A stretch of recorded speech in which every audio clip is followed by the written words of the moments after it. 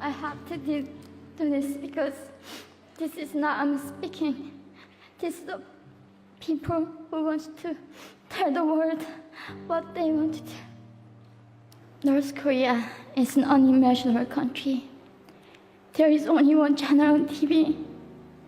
There is no internet. We aren't free to sing, say, wear, or think what we want. North Korea is the only country in the world that executes people for making unauthorized international phone calls. North Koreans are being terrorized today. When I was growing up in North Korea, I never saw anything about love stories between men and women. No books, no songs, no press, no movies about love stories. There's no Romeo and Juliet. Every story was propaganda to brainwash us about the Kim dictators. I was born in 1993, and I was abducted at birth, even before I knew the words freedom or human rights. North Koreans are desperately seeking and dying for freedom at this moment. When I was 9 years old, I saw my friend's mother publicly executed. Her crime? Watching a Hollywood movie. Expressing doubt about the greatness of the regime can get 3 generations of a family imprisoned or executed. When I was 4 years old, I was warned by my mother not to even whisper. The birds and mice couldn't hear me. I admitted I thought the North Korean dictator could read my mind. My father died in China after we escaped North Korea. And I had to bury him at 3 a.m. in secret. I was 14 years old. I couldn't even cry. I was afraid to be sent back to North Korea. The day I escaped North Korea, I saw my mother raped.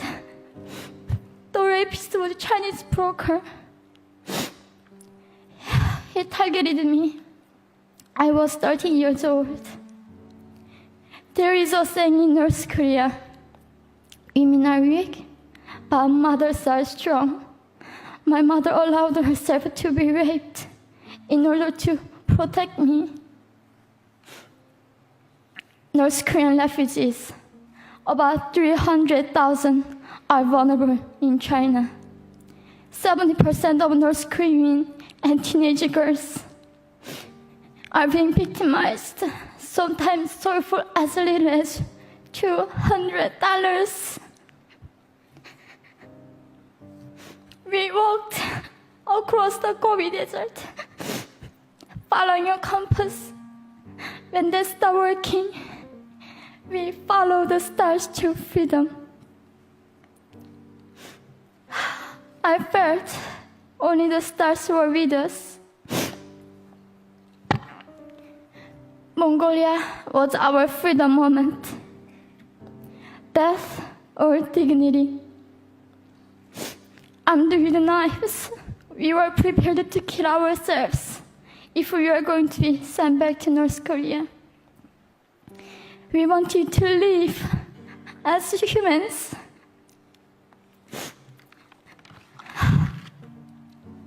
People often ask me, how can we help North Koreans?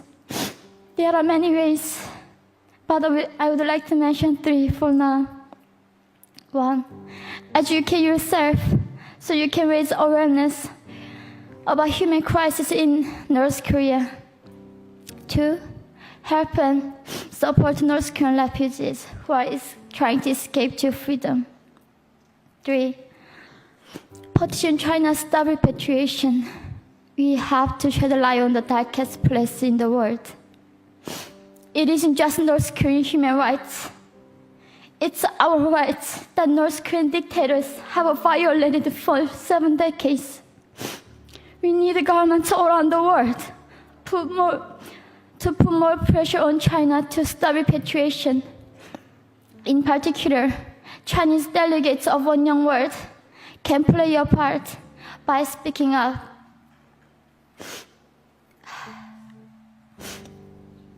North Korea is indescribable.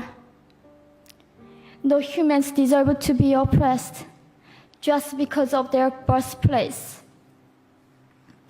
We need to focus less on the regime and more on the people who are being forgotten. One Young World, we are the ones who will make them visible. Fellow delegates, please join me as we make this a global movement to free North Koreans.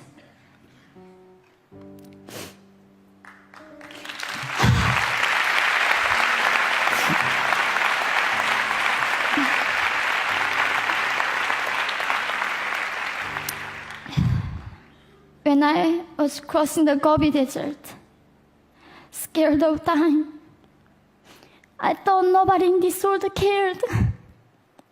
It seemed that only the stars were with me. But you have listened to my story. You have cared. Thank you very much.